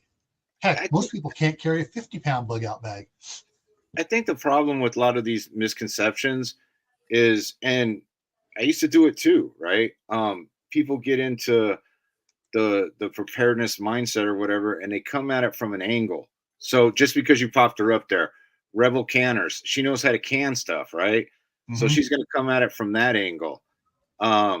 Wherever you come at it from, if you're a mechanic, whatever it is you do, you come at it from that angle. And then some people, they never understand you have to broaden what's going on, what you're trying to do, right? So you take the gold and silver. There are instances where that could be number one on your list of things you need, right? You could have water, you could have food, but if the economy collapses tomorrow and one of your relatives needs an appendix cut out, you go find the local doctor and he's like, well, you got any gold and silver? You know, being kind of sarcastic or whatever. And you go, yeah, I do, bro, right here. And all of a sudden, because I know when I got into the gold and silver thing, I wasn't thinking, well, I'm doing this investing and it'd be great. No, I was researching real world incidents. And one that struck me was how many times in the real world people have taken gold coins, silver coins, sewed them into their clothing. They get to the border of wherever they're going. And I mean, a big one, you could think of World War II, but it's happened in other places too. You show up at the border and there's that, you know, worthless border guard. And he's like, well, what you going to give me? And you throw him that gold coin. He's like, I don't see nothing. And then, I mean, how many people in reality in the real world have done that? There's uncountable numbers of people that have done that. Steve, you are so spot on. One of the things we have to do is we have to, instead of living a life where we're thinking about possibilities and theorizing what survival is going to be, listen to some of the people who have been through it. So Selko Begovic wrote his Year in Hell, his surviving the Bosnian Civil War. I mean, that was SHTF. Yeah. And he talks about how one of his family members, the guy's wife was dying of an infection, and he was able to get, even in the hell of Bosnia, he was able to get her all of the antibiotics she needed with 1 ounce of gold. Yeah. So a couple of weeks ago, actually a couple of months ago now, I had a tooth that was bugging me, right? And so I go to the dentist and I'm like, hey, dude, you know, he's the one that does all the stuff on my mouth anyway. He's like, okay, here's your options. We can give you, you know, all this penicillin and everything else, where I can't take penicillin, but the other stuff, or I can just yank it and we can put a fake tooth in there or whatever. I'm like, hey, man, just yank that thing, dude. So he knows what I do as my retirement gig, hobby, whatever you want to call it, right? So I said, hey, how many people would die if we went back to like the 1800s, just from a dentist perspective, right? Yeah. How many people would die? And he looks at me, he's like, never thought about it. Give me a minute. I'm like, all right. So we're doing stuff. And he goes, you know, that's a lot of people. And he starts naming off all these dental problems that people would have. And I'm like, yeah, I wish I was writing this down right now or recording you while you were saying all this. He's like, I don't want to be on video. I was like, no, dude, but he named off just off the top of his head in a casual conversation, the thing I had could cause somebody to die. Right. And he started naming all these other things that we take for granted, I guess, nowadays, that, you know, you just go to the dentist and you get it fixed. Right. And I don't know. It just, people need to, people get into it in whichever direction they come from. Right. And I think people that claim to have knowledge and experience should try to expand their thoughts. Right. Yeah. So, I don't know. Take CR, right? And I'm just messing with you, CR. So CR is up there in snowbound Canada, right?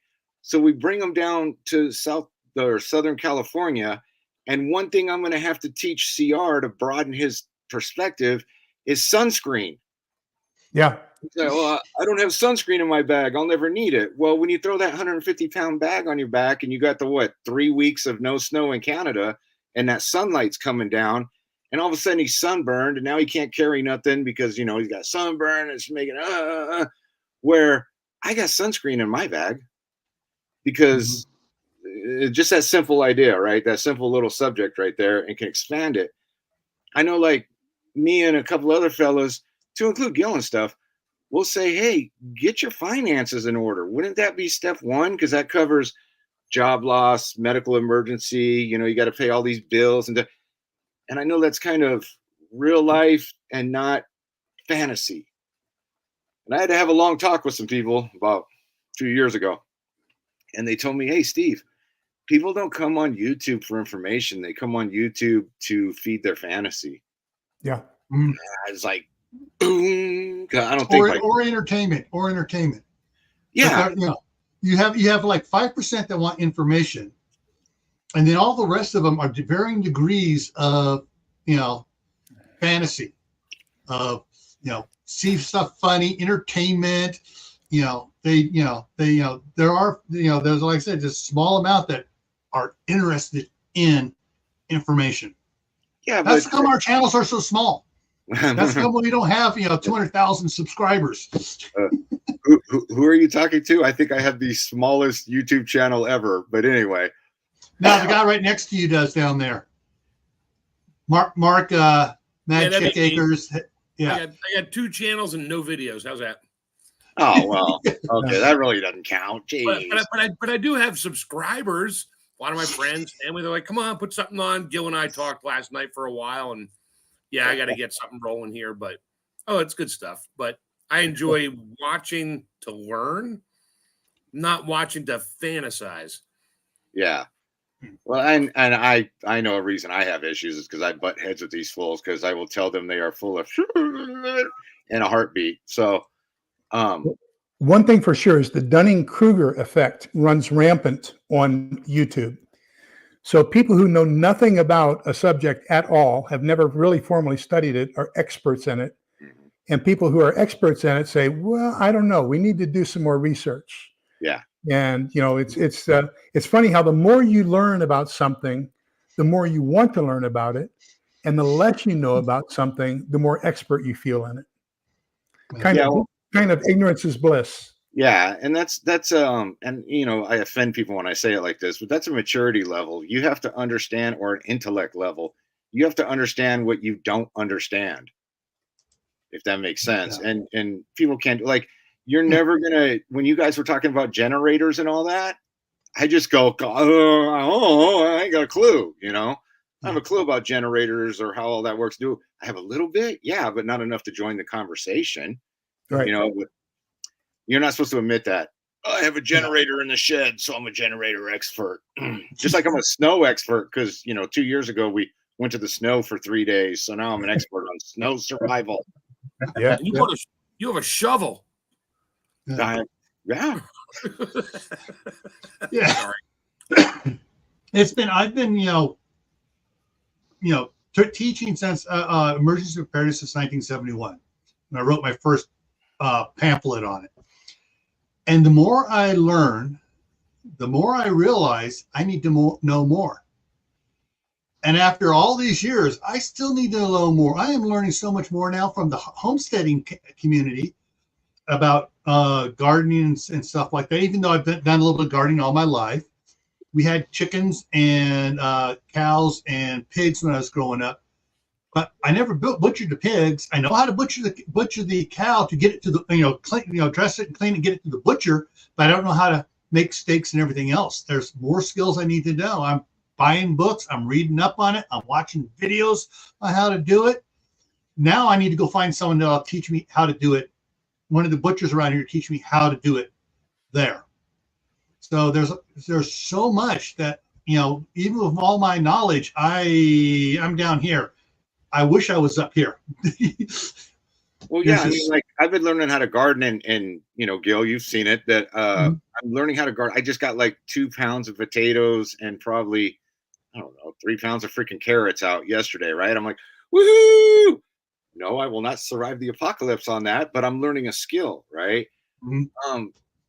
I think the thing that you got to ask yourself, and this is where everybody gets caught up and leads down the fantasy thing, is what are the odds of society just going poof, which seems the basis of everything that leads into the fantasy, right?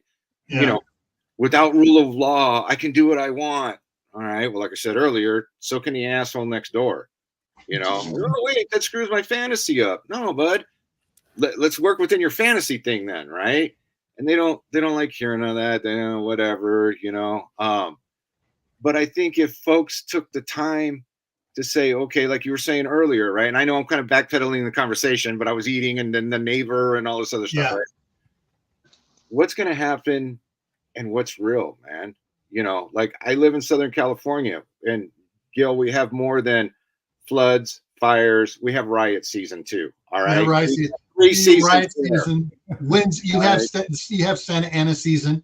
Yeah, well, that's fire season, but that's what people need to be doing. That's where it should be. Not go buy this $300 solar power system, all that, because in reality, it takes about a week. And I know people go, well, that's bullshit. Sorry, Gil, if I'm cussing too much. But in reality, it takes about a week for the federal government to unask themselves. And people don't understand this. And this is where you got to broaden your knowledge. The federal government can't come in until the governor says you can come in. The governor can't send people into the city until the mayor says bring them into the city. Mm-hmm. Everybody with me on that one? I know it's bureaucracy and it's boring, but that's how it works in real life. So if you can get a week's worth of stuff, your neighbor's got it, your cousin's got it, everybody's got like a week worth of stuff, food, water, all that good stuff, right? Then everybody could ride it out. And then we can do all this other cool stuff and get all these things and do all this hoo-yah and everything else. Yeah. But too many people just get into the fantasy thing. That's where it's 1,000 rounds, by the way. You have to have 1,000 rounds per gun because I made up that fucking number, and I've made up my entire background, if you guys know who I'm making fun of at the moment. And that's the way it's going to be because I said so. Like, yeah, dude, how about you put a plastic bag over your head for a while? Yeah, and recycle your air. Yeah, but that's what leads into the fantasy, to the falsehoods that then will get people hurt, right? Yeah. Well, okay, I got this bag and that's all I need, right? And then something bad happens and they find out the bag didn't do what they needed to do. And then they go to that person and they say, hey, bud, you told me this. Well, that was just for entertainment purposes only. I'm not liable for anything you heard from me. Yeah. Yeah, okay. Yeah. I don't think most people don't realize how small FEMA really is. Mm-hmm. It's one of the smallest agencies. Mm-hmm. And so, you know, if you start thinking about things like we need to have food service trailers, or we need to have medical response trailers, or we need to have, well, where do you store those? Okay. How many does the government purchase? Where do they store them? How do they keep them equipped? They don't. They use contractors like me. Mm-hmm. So what they have to do is once they get the authorization to deploy, then they have to give a 24-hour warning order to companies like mine. Mm-hmm. I have to then notify Cisco Foods that I'm getting ready to deploy, and I want them to deliver food trailers to such and such a location so that I can set up my food service trailer. And I mean, there's a lot of complicated planning that goes into this, but it's not a huge government agency. It's a government contracting agency that makes available a whole bunch of private contractors' use to that disaster area for rapid response. And the other thing on that, most people don't realize, haven't even heard of the Stanford Act. No, which limits what FEMA can do. FEMA can't even do. The governor can say, all right, I'll go to something. Katrina. Mayor Nagin and the governor of Louisiana saying, FEMA, come in. And FEMA's going, we can't, because you have not put forth all your resources to the emergency first.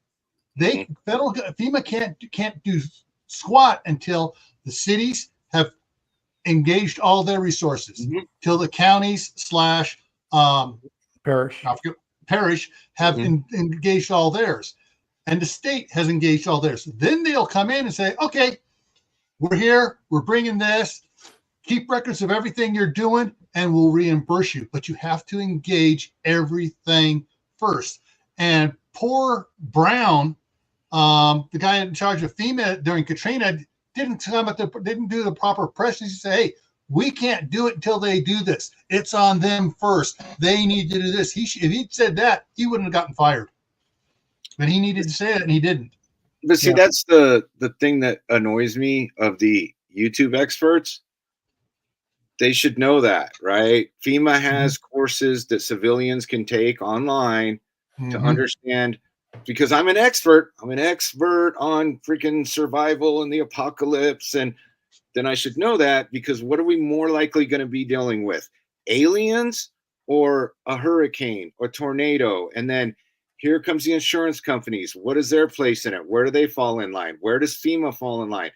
And that would stop a lot of the bullshit that you see people talking about. And for you guys that don't know, I haven't interacted with Cold War prepper that much. But what he just told me, what he just said to all you guys, tells me he's actually worked with FEMA and knows what I'm talking about. Just so you guys know, I'm blessing you. You know something of what you're speaking of. Because that's how it works in real life. So just something as simple as that. So I don't know. I'm in California, and the earthquake comes, right?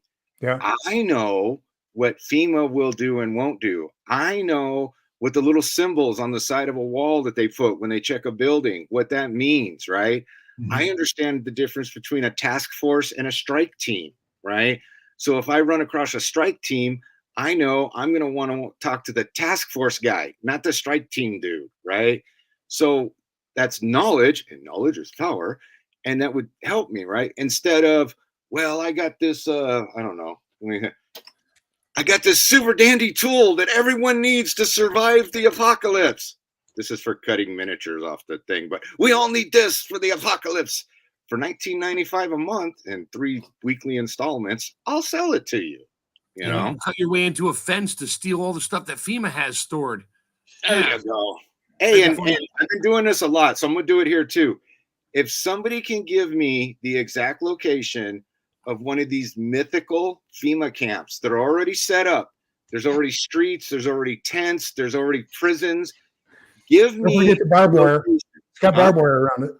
Yeah. Give me Concertina wire. location so I can go there. I will go there and film it and say that I'm wrong. Because way back, this would be for some of us vintage folks. Way back, when that book, we used to have books. There are these things, these books, yeah. We had a book, and it had the black helicopters on it. Now we'll see how many people know what the black helicopter book is, because that goes way back to the 90s in this whole prepper, survivalist, what are the idiots that think they're not part of the government called? Anarchists. Sovereign guys, right? Sovereign, yeah. The original militia movement, not the one you see now, the original one, right? Because I dealt with all those people. Yeah.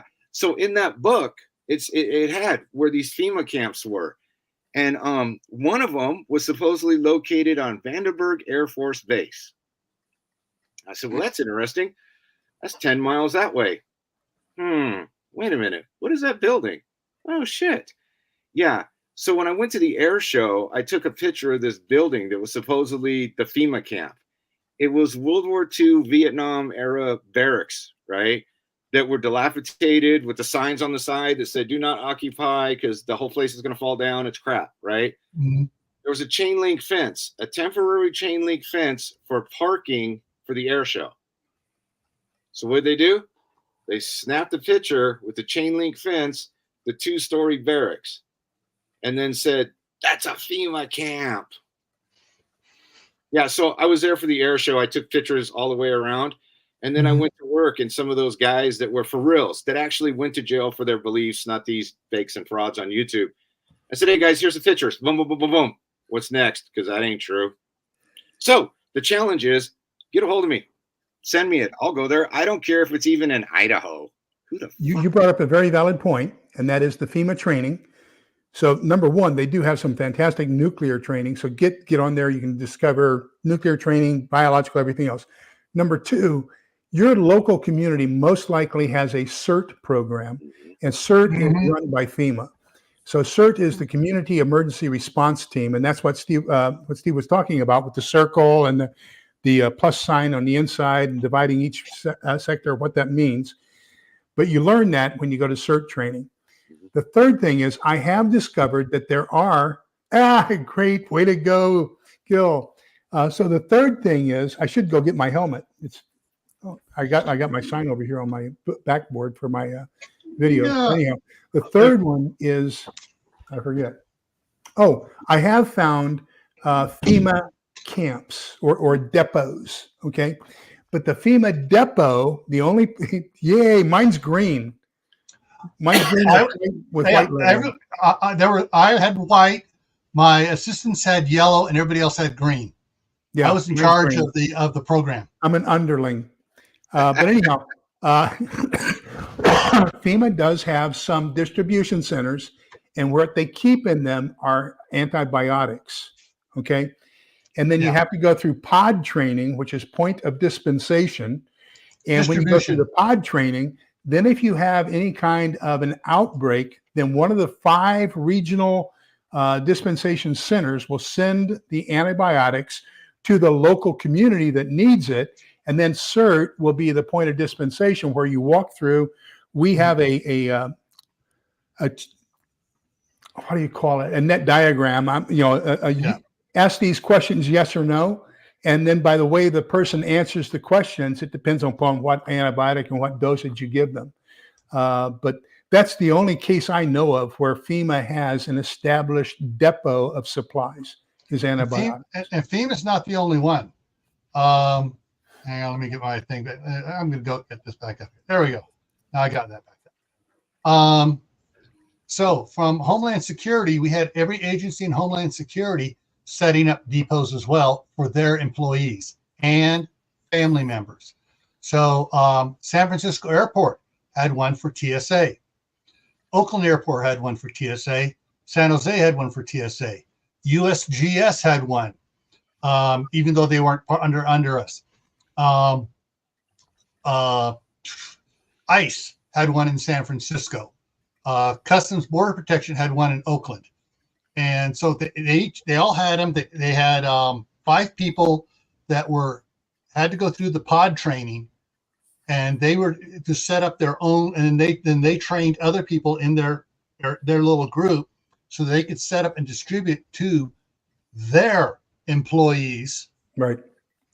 And they also had records of how many family members those employees had, so they could take care of the family's immediate family of those employees, so those employees would keep working because they knew their family was taken care of.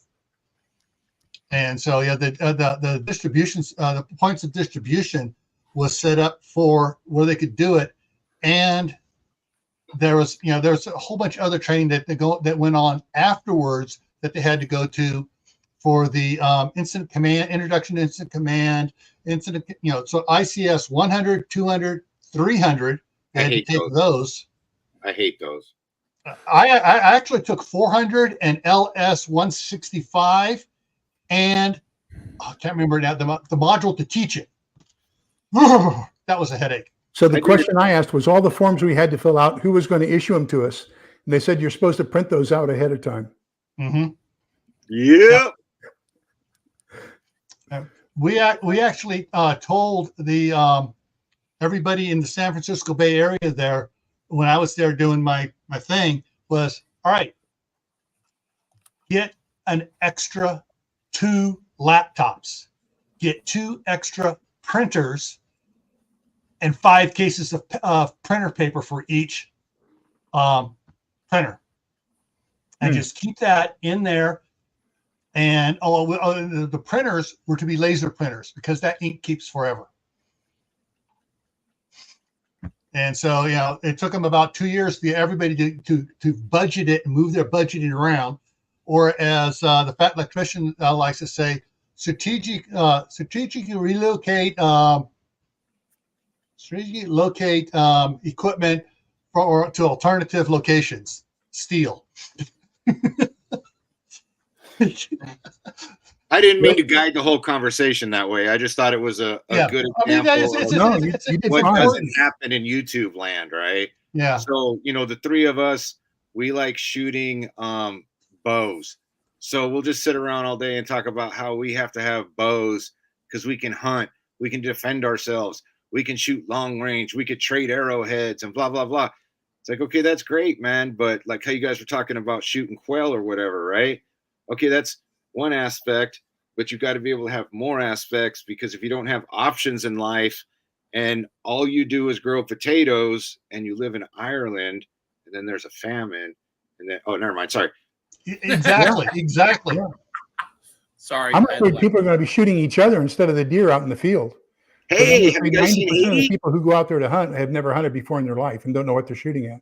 Mm-hmm. Yeah. Have you guys seen the video from Haiti? Oh, yeah. Barbecue? Come on. Stop talking about it. You're making me hungry. Yeah. I hope you got some barbecue sauce for what that fellow was eating in the street. Yeah. Yeah, Oh, man. that was roasty, toasty stuff there. And they just got proof today that Venezuela is emptying its prisons and letting the people come north across the border. Well, they're flying them in. They're not letting them walk. They're just because it's easier just to transport them here. They're busing them up. Yeah. Mm-hmm. Yeah. I got homeboys still working that there's some interesting stories. So yeah. But hey, you're talking about FEMA. I'm not going to say exactly where I live, but there's like 3 FEMA centers within 30 minutes of me. The newest one just went up. It is a C parking lot, except for the 400,000 square foot warehouse of generators. Every way, shape, and form, from full-size tractor trailer cats to the little mini cats to everything's Caterpillar. Well, except for some of them. I can't make out the names, but right off of a major highway, you can see them. I'm like, okay, well, it's just another warehouse, and there's another one that has all the campers and stuff there. But that's not for storing. That's not for interning people at, though.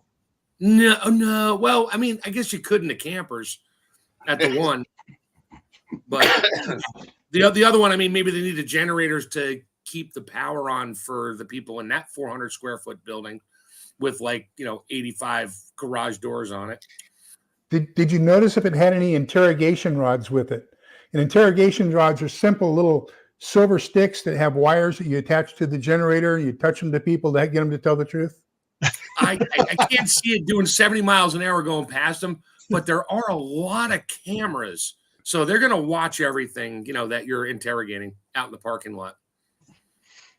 I just think, by bringing all this up, I just think that a lot of these cool kids with big channels, they need to spend more time talking about this stuff and the real stuff, and the planning for the tornado, planning for the flood, planning for the loss of a job because of economic situations, right? Yep.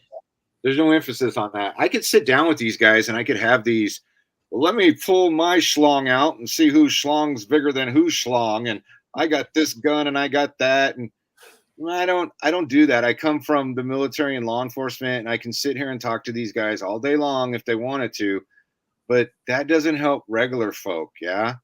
So Steve, were you in 0311? Yes, sir. Okay.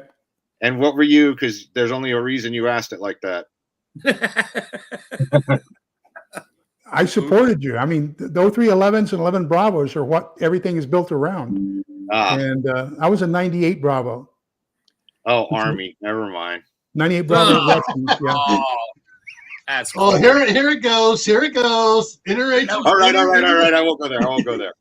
That was Cold War. Yeah. Hey, but I do love watching the inner service rivalry, picking on each other. However, then you get someone who has absolutely zero connection to the military starts popping off, and it's Wonder Twins unite, and they're all ganging up on him. Yeah, it's like family. I can talk shit about my family, but you can't. Exactly. So Marines and Army give each other a hard time until there's a squid or a zoom in the neighborhood. and then we band together like you would not believe. Oh, yeah. Here's the part for my family. well, my wife was a staff sergeant in the Army. My one nephew was a Air Force jock, and he also taught at the Academy Spanish for a couple of years. My other nephew was a Marine artilleryman. My other nephew was a temporary active reserve for 25 years in the Navy, working on aircraft.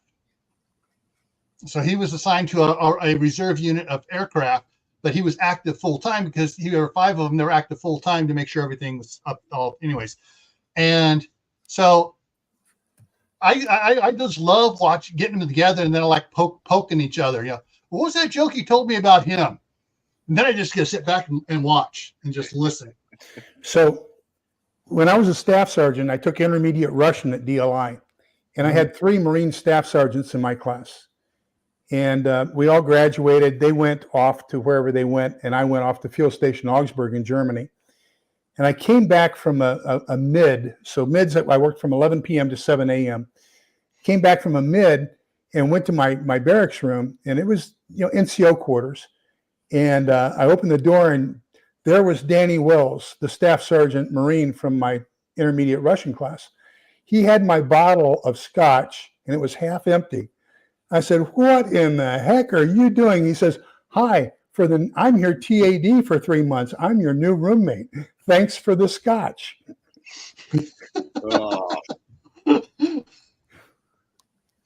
Oh. Yeah, there's comment down there. Yeah, Mark's answering him back on the comment, but the generators that he saw, a lot of them are for running shelters. You get set up you get an area where they're setting up a headquarters, and they got all the different agencies meeting there. They'll run those. They'll have a shelter where they set up get a bunch of military tents brought in, and they'll power that. So that's what those generators are for from FEMA's. FEMA camps. Yeah, they're powering FEMA camps. Come on. No, it's not a FEMA camp. It's a National Guard camp they're powering. It's a camp. And FEMA runs it. It's a FEMA camp. Well, I mean, not to be a complete a-hole, but I can't even say that name. All right, Foxy, whatever the heck that is. If they're not to support neighborhoods, what are they for then? And then you go, well, they're not going to turn on individual people's houses. Yeah, no shit. But like Gil was saying, they're going to have that staging area where the food trucks pull up, and they're going to have tents up there, and they're going to have floodlights up there, and they're going to generate that so you can go there and get a bag of rice. And the thing is, too, that they've added to those areas, this tells you where we're at. They'll have charging areas where you can go in and charge your cell phones. So you Never can still mind, Gil. That person, not to be a dick, but that person answered the question in their next comment. So, okay, so or data center. Citizens aren't FEMA's priority. You're right. Not at all. Nope. Not law enforcement data centers priority. have their own generators. Yeah, it's not the mayor's the mayor. That's not their priority. Citizens are so far down on the priority list. You're right. And again, there's FEMA camps everywhere. The Illuminati's listening to you through your cell phone. And yeah, man, you're right about all that there stuff. Yep. So you're saying now everyone look right here at my little flashy thingy.